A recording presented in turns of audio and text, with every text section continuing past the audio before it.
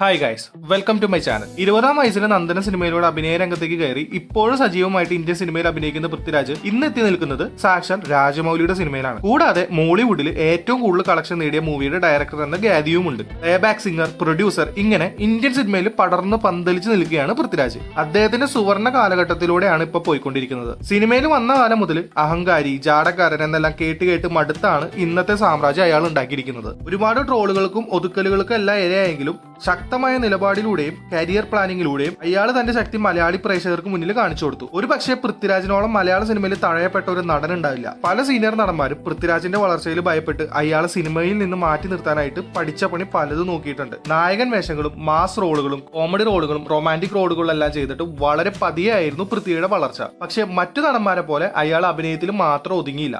മലയാളത്തിലെ ഏറ്റവും ക്വാളിറ്റിയുള്ള പ്രൊഡക്ഷൻ ടീമിലൊന്ന് ഇയാളുടേതാണ്. വ്യക്തമായിട്ട് താൻ ഇനി എന്തെല്ലാം ചെയ്യുമെന്ന് മുന്നേ പ്രെഡിക്റ്റ് ചെയ്തിട്ട് അത് ചെയ്ത് കാണിച്ചു കൊടുത്ത് റിയൽ ലൈഫ് ഹീറോ ആയി മാറിയ ആളാണ് പൃഥ്വിരാജ്. ഇങ്ങേരുടെ പ്രായമുള്ള പല നടന്മാർക്കും, ചില സമയം ഇങ്ങേരൊക്കെ പ്രായമുള്ള നടന്മാർക്ക് പോലും സിനിമയിൽ പൃഥ്വിയുടെ അത്ര എക്സ്പീരിയൻസ് ഇല്ല.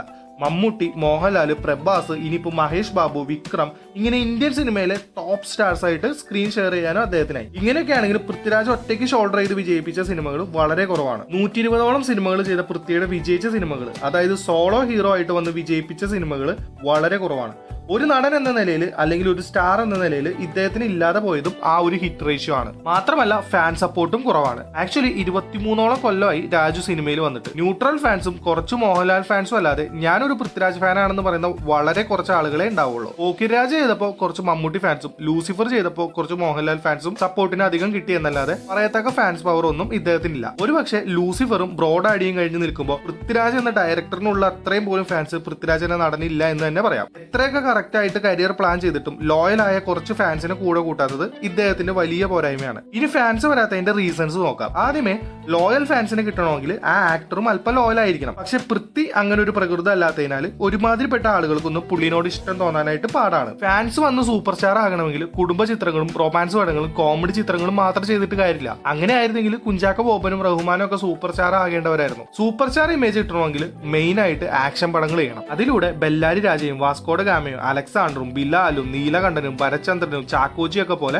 ഐക്കോണിക് ക്യാരക്ടേഴ്സ് ഉണ്ടാക്കണം. അങ്ങനെയുള്ള വളരെ കുറച്ച് ക്യാരക്ടേഴ്സ് പൃഥ്വിക്കുണ്ടെങ്കിലും അതിൽ വിജയിച്ച സിനിമകൾ വളരെ കുറച്ചുള്ളൂ. പുതിയ മുഖവും അൻവറും പോലെ വിജയിച്ച പക്ക മാസ മസാല എന്റർടൈനേഴ്സ് പൃഥ്വിയുടെ കരിയറിൽ വളരെ കുറവാണ്. മാത്രമല്ല A boy from the next door image ആളുകൾക്ക് ഇടയിൽ ഉണ്ടാക്കിയെടുക്കാനും പൃഥ്വിരാജിന് കഴിഞ്ഞില്ല. ഞാൻ ഈ പറഞ്ഞ റീസൺസ് ഒരിക്കലും പൃഥ്വിയുടെ തെറ്റുകളോ കുറ്റങ്ങളോ അല്ല, മറിച്ച് 23 കൊല്ലം സിനിമയിൽ നിറ സാന്നിധ്യമായി നിന്നിട്ടും അർഹിക്കുന്ന ഫാൻസ് പവർ പൃഥ്വിക്ക് ഉണ്ടാക്കാൻ പറ്റാതെ പോയതിന് പിന്നിലുള്ള കാരണങ്ങളാണ്. അദ്ദേഹം അതിന് പൊട്ടൻഷ്യൽ ഉള്ള ഒരു യൂത്ത് ആക്ടറാണ്. എനിക്ക് തോന്നുന്നു പൃഥ്വിരാജിന് ശേഷം സിനിമയിൽ വന്ന ദുൽഖറിനും നിവിനുമുള്ള ഫാൻ സപ്പോർട്ട് പോലും പൃഥ്വിരാജിനില്ല. ഇവർ രണ്ടാളാണെങ്കിൽ പൃഥ്വിയുടെ അത്ര പോലും മാസ് റോൾസ് ചെയ്തിട്ടില്ല. എന്നിട്ടും എന്താണ് ദുൽഖറിനും നിവിനും പൃഥ്വിയേക്കാൾ കൂടുതൽ ഫാൻസ് എന്ന് ചിന്തിച്ചിട്ടുണ്ടോ? ലാലേട്ടന്റെ 80s 90s കാലഘട്ടത്തിൽ അങ്ങേര് ഒരു boy from next door image ഉണ്ടാക്കി വെച്ചിരുന്നു. അതേപോലെ തന്നെയാണ് നിവിനും. ഒരു പക്കത്ത് വീട്ടിലെ പയ്യന്റെ ഇമേജ് ആണ് നിവിന്. ഈ ഒരു നെക്സ്റ്റ് ഡോർ ബോയ് ഇമേജും ലോയാലിറ്റിയും പൃഥ്വിക്ക് ഇല്ലാതെ പോയി. ദുൽഖർ ഒരു സൂപ്പർ സ്റ്റാറിന്റെ മകനായതിനാലും ഒരു ട്രെൻഡ് സെറ്റർ ആയതിനാലും മതപരമായിട്ടുള്ള സപ്പോർട്ട് ഉള്ളതിനാലും ഡൗൺ ടു എർത്ത് പേഴ്സണാലിറ്റി ആയതിനാലും ആളുകളുടെ ഇഷ്ടം നന്നായി തന്നെ നേടിയെടുത്തു. കോസ്റ്റ്യൂമിലും ലുക്കിന്റെയൊക്കെ കാര്യത്തിൽ പൃഥ്വിയൊക്കെ ശ്രദ്ധ ചെലുത്തുന്നത്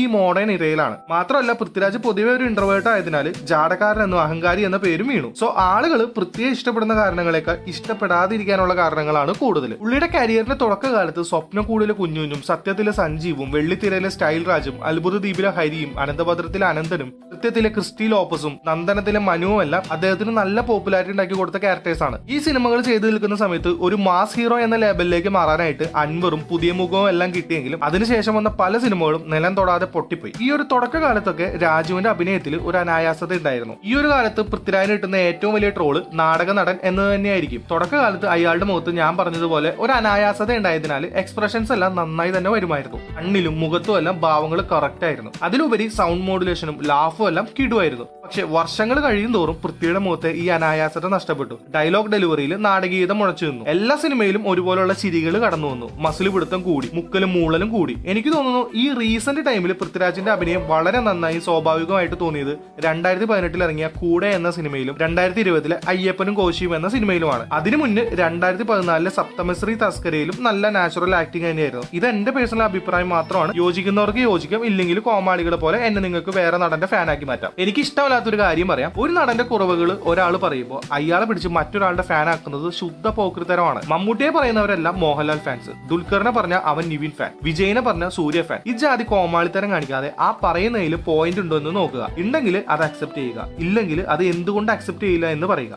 അല്ലാതെ നിങ്ങളുടെ ആരുമല്ലാത്ത കേവലം ഒരു സിനിമയിൽ അഭിനയിക്കുക എന്ന ജോലി ചെയ്യുന്ന നിങ്ങൾ അറിയുക പോലും ചെയ്യാത്ത വെറും ഒരു സിനിമാ നടന് വേണ്ടിയിട്ട് മറ്റൊരാളെ തെറി വിളിക്കുക, അയാളുടെ വീട്ടിലുള്ളവരെ തെറി പറയുക, ഭീഷണിപ്പെടുത്തുക, ഇതെല്ലാം ചെയ്ത് ആർക്കോ വേണ്ടി നിങ്ങൾ കോമാളികളാകാതിരിക്കുക, മെട്രിക്സിൽ പെടാതിരിക്കുക. ഇവരുടെ പിന്നാലെ ഫോട്ടോന് വേണ്ടി ഫോണും പിടിച്ച് സ്വന്തം സെൽഫ് റെസ്പെക്റ്റും കളഞ്ഞ് ഒലിപ്പിച്ച് നടന്ന് ട്രെയിൻ പോലെ അവരുടെ സ്റ്റാറ്റസ് ഇട്ട് കഴിഞ്ഞാൽ നിങ്ങൾക്ക് ഒരു വിലയും കിട്ടാനും പോണില്ല, ഉള്ള വില പോവുകയും ചെയ്യും. നിങ്ങളൊന്ന് ആലോചിച്ച് നോക്ക്. നിങ്ങൾ ചെയ്യുന്ന പോലെ അവരും വെറും ഒരു ജോലിയാണ് ചെയ്യുന്നത്. അവർ കോടികൾ വാങ്ങി സൂപ്പർ കാറുകളിൽ നടക്കുമ്പോൾ അവർക്ക് വേണ്ടി അടിയുണ്ടാക്കുന്ന നിങ്ങളുടെ വീടിന്റെ ഓട് പൊട്ടി ചോർന്നൊലിക്കുന്നുണ്ടാവും. അക്കാര്യത്തിൽ എനിക്ക് ആകെ റെസ്പെക്ട് ഉള്ള 2 നടന്മാരാണ് ഫഹദും അജിത്തും. ഫാൻസും കോപ്പൊന്നും വേണ്ട, വേണേ പോയി 4 അക്ഷരം പഠിക്കാൻ പറഞ്ഞ് ഉപദേശിച്ചവരാണ് അവര്. അതുകൊണ്ട് എനിക്കും അതാണ് നിങ്ങളോട് പറയാനുള്ളത്. നാളെ മേ ബി ഞാനും സിനിമയിൽ എത്തുമായിരിക്കും. എന്റെ പിന്നാലെ ഫോണും പൊക്കി ഫോട്ടോ എടുക്കാനായിട്ട് വരുമ്പോൾ ഞാനും നിന്ന് തരുമായിരിക്കും. പക്ഷെ എന്റെ ഉള്ളിൽ നിങ്ങൾക്ക് പട്ടി വില പോലും ഉണ്ടാവില്ല. മാത്രമല്ല എനിക്ക് വെറും ഒരു ശല്യം മാത്രമായിരിക്കും നിങ്ങൾ. ഇതേപോലെ തന്നെയായിരിക്കും ഓരോ ആളുകൾക്കും. സോ മറ്റുള്ളവർക്ക് ശല്യമാകാതെ സ്വന്തം കാര്യം നോക്കി ഹാപ്പിയായി ജീവിക്കുക. നോർമലി ഞാൻ സിനിമാ നടന്മാർക്കാണ് അഡ്വൈസ് കൊടുക്കാറ്. ഈ വീഡിയോയിൽ എന്റെ വക അഡ്വൈസ്